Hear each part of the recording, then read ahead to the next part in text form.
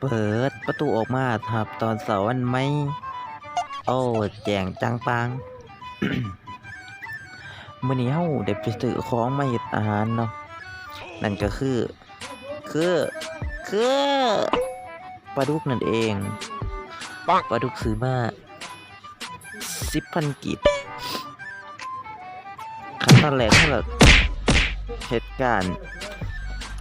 สังหารมันก่อนเนาะสังหารแล้วเราก็ไปคั่ว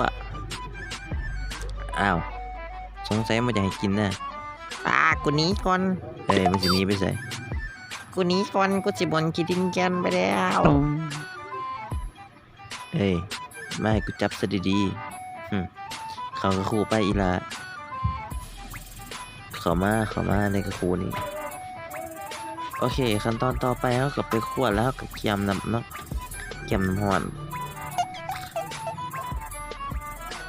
หลังจากที่เราคั่วแล้วเราก็เอามาใส่หม้อเนาะแล้วก็ใส่เครื่องปรุงเนาะแล้วมันจะมีใส่ปลาแดกใส่แป้งนัวใส่เกลือใส่หัวสิไข่ใส่ขิง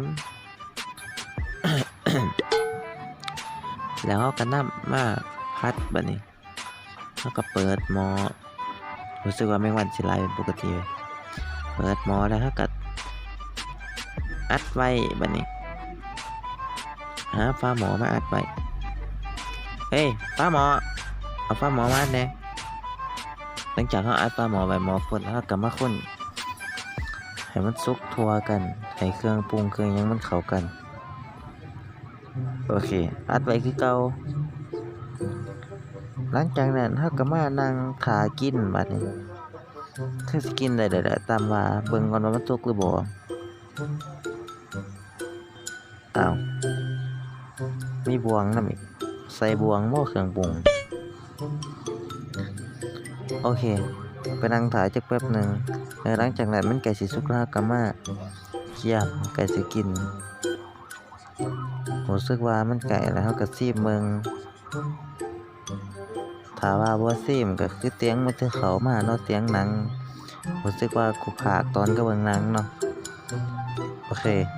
รู้สึกว่ามันสุกแล้วเราก็เอามากินบัดนี้ยกเข้าแล้วก็ฟาดมันโลดโอเคขอไปกินข้าวกันเด้อบ๊ายบายจุ๊บ